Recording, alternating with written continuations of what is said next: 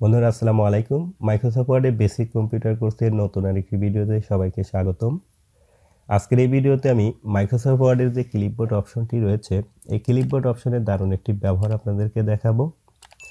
হয়তো অলরেডি এই কাজটা অনেকেই জানে, আবার অনেকে জানে না। আর মূলত যারা জানে না ভিডিওটি তাদের জন্য। আর আপনি যদি এই ক্লিপবোর্ড অপশনটির ব্যবহার না জানেন তাহলে প্লিজ ভিডিওটি কন্টিনিউ করেন। আশা করি আপনি এখান থেকে অনেক কিছু জানতে পারবেন। সো বন্ধুরা কথা না বাড়িয়ে চলুন শুরু করছি মূল ভিডিও।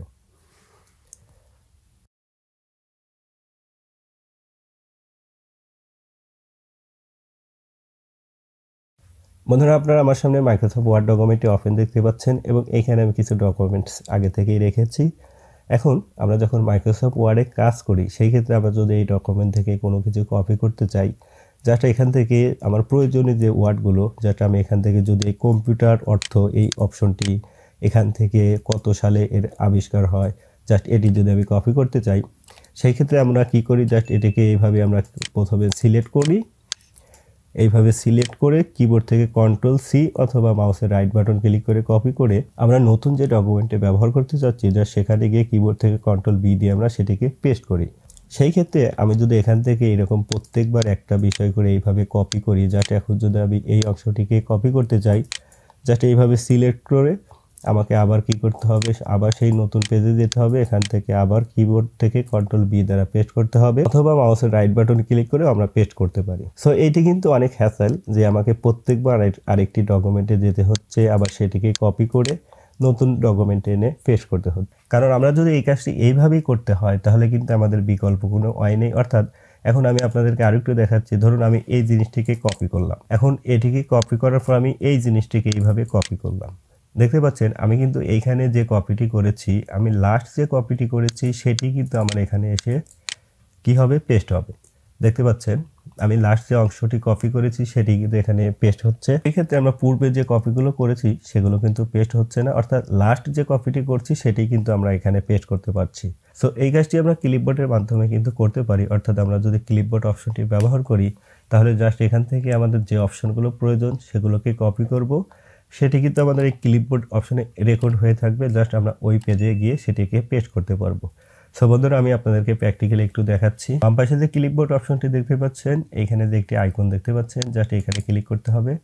সো এখানে ক্লিক করার পর দেখতে পাচ্ছেন আমাদের ক্লিপবোর্ডের প্যানেলটি কিন্তু বাম পাশে ওপেন হবে।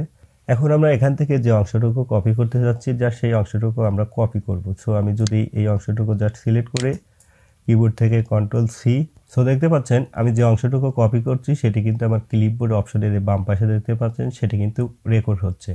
এখন আমি যদি এই অংশটুকুকে জাস্ট কপি করি, জাস্ট এইভাবে সিলেক্ট করে কিবোর্ড থেকে Ctrl+C, তাহলে কিন্তু আমার সেই অংশটুকু বাম পাশে দেখতে পাচ্ছেন রেকর্ড হচ্ছে। এইভাবে আমরা যে অংশগুলো আমরা নিতে চাচ্ছি এখান থেকে জাস্ট সেইগুলোকে এইভাবে সিলেক্ট করে আমরা কিবোর্ড থেকে Ctrl+C অথবা মাউস বাটন রাইট করেও কিন্তু আমরা এখান থেকে কপি করতে পারবো।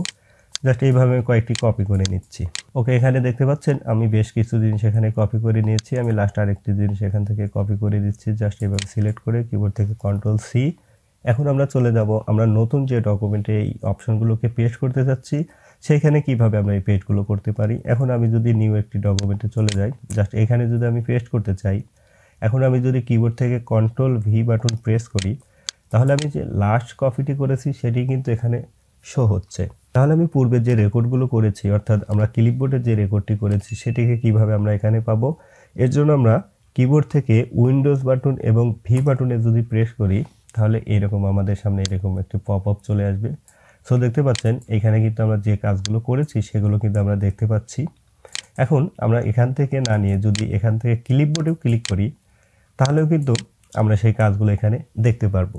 এখান থেকে এখন আপনার যে জিনিসটি প্রয়োজন জাস্ট সেটির উপর ক্লিক করলেই সেটি কিন্তু এখানে পেস্ট হবে। সো আমি এখানে যদি ক্লিক করি দেখতে পাচ্ছেন আমার এটি পেস্ট হচ্ছে। আমি এখানে ক্লিক করে দিচ্ছি, দেখতে পাচ্ছেন এটিও পেস্ট হচ্ছে।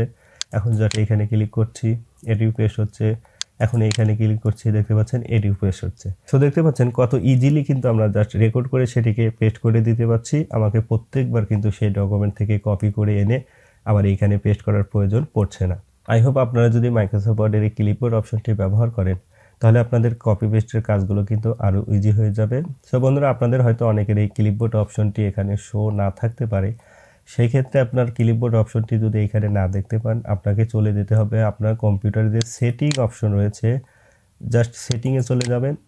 এখান থেকে উপরে দেখতে পাচ্ছেন সিস্টেম থেকে আপনি যদি একটি স্ক্রল ডাউন করেন, নিচে ক্লিপবোর্ড বলে একটি অপশন দেখতে পারবেন। এই যে দেখতে পাচ্ছেন ক্লিপবোর্ড, জাস্ট এখানে ক্লিক করে এদের ডান পাশে এখান থেকে আপনাকে অন করে দিতে হবে। তাহলে কিন্তু আপনি মাইক্রোসফট ওয়ার্ডের এখানে ক্লিপবোর্ড অপশনটি দেখতে পারবেন। আই হোপ আজকের ভিডিওটি আপনাদের কাছে হেল্পফুল একটি ভিডিও হবে। আর ভিডিওটি ভালো লাগলে অবশ্যই একটি লাইক এবং কমেন্টস। দেখা হবে নেক্সট কোনো ভিডিওতে। সে পর্যন্ত ভালো থাকুন। Take care. আল্লাহ হাফেজ।